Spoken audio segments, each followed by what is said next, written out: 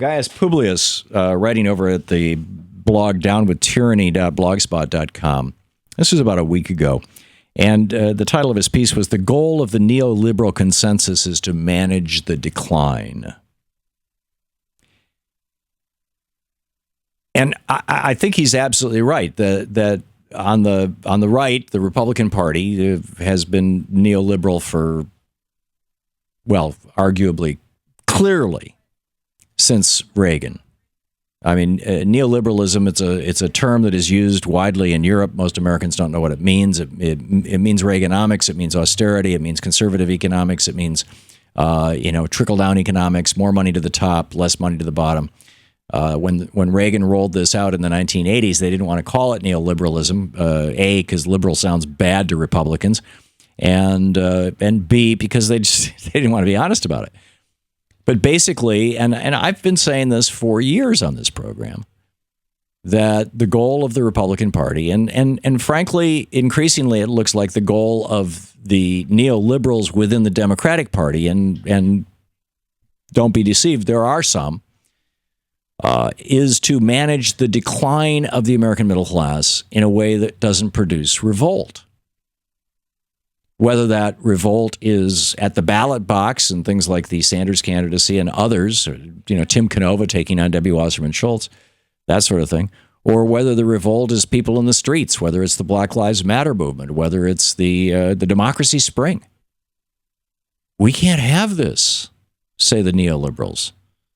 And we've got to come up with a better term for this. But, it's like I said, this has infected both parties. In fact, Gaius Publius writes, if you think of the country as in decline, as most people do, and you think that the cause is predatory behavior by the big money elites, as most people do, then you must know we have only two choices, acceptance or resistance. And then he asks the question, perhaps rhetorically, and actually then he answers it, then why do neoliberal Democrats not want you to have big ideas like single-payer health care? And then he says, well, because having big ideas is resistance to the bipartisan consensus that runs the country, and they want to stave off that resistance. They not only have to stave off your resistance, they have to manage your acceptance of their managed decline in our nation's wealth and good fortune. And I would add to that, except for the top 1%.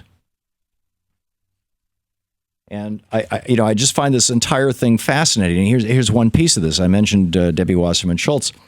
And Congressman Dennis Ross from Florida, a Republican, was trying to interview yesterday Richard Cordray. He is the chief of the Consumer Financial Protection Bureau, the CFPB, Elizabeth Warren's baby. And they are planning to regulate, at the federal level, payday lenders. Now, down in Florida, they passed a law regulating payday lenders. And Republican Congressman Dennis Ross says, and this you can see this, Alan Pike wrote about it over at Think Progress, got very upset. This is a business model that extracts some $3 billion a year from the poorest places in America.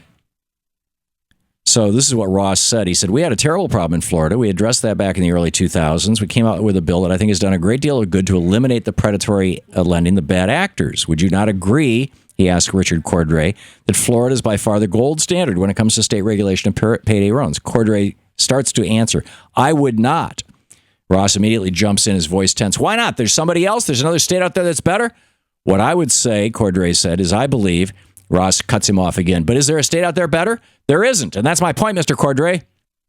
And Cordray then points out that borrowers in Florida still face annual interest rates north of 300%. In fact, the average cost to borrow $300 for 5 months in Florida is $345. That's on top of the $300. So in other words, if you borrow $300 for 5 months in Florida, you end up owing $645. In Colorado, the cost is $172, so you end up owing $472. The average APR in Florida, 304%. In Colorado, it's 121%. And, the numbers go on and on. And this is one of the things that led Tim Canova to try to primary Debbie Wasserman Schultz down in Florida, because she is also advocating, or has been advocating, for this legislation, this federal legislation, that would block the Consumer Financial Protection Bureau from protecting you and me. Once again, why? Why would anybody do this? The neoliberal consensus is that we have to diminish the American middle class. This is the Thom Hartmann Program. Republicans have been right out front about this for the better part of 65 years now, since Russell Kirk's conservative mind. Democrats are just kind of getting around to it. To watch more clips from our programs, hit the Watch More Videos button over here. And please be sure to hit the handy-dandy subscribe button so you'll always be up to date. Tag, you're it.